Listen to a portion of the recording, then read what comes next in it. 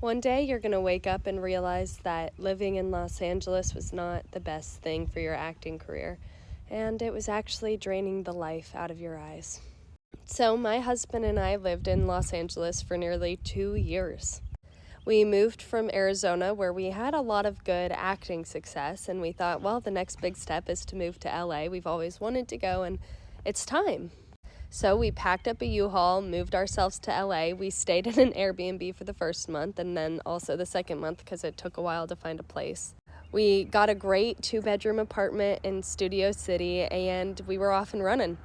And after about 6 months, things really started to take a turn for the worse.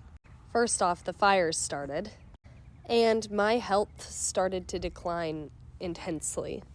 I never struggled with mental health issues, but living in LA and having my physical health go downhill made me super depressed, anxious, overwhelmed, angry. I just was honestly the worst version of myself.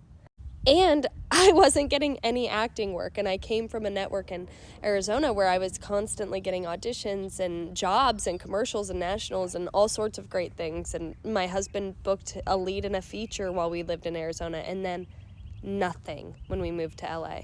And the big issue with that was that we were working our butts off to live there, and we had to work 40, 50, 60, 70-hour weeks in order to afford it, but then we couldn't get any acting work, so it didn't even make it worth it.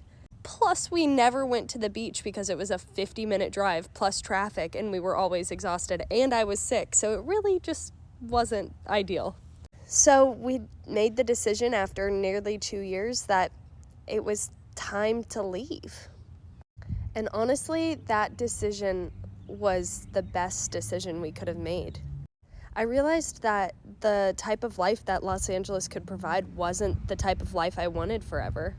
I eventually want to have a family, and I want to keep acting, and I want to grow my own business. And so living in Los Angeles was actually limiting me to be in a box, and it was confining me to be something that I didn't want to be.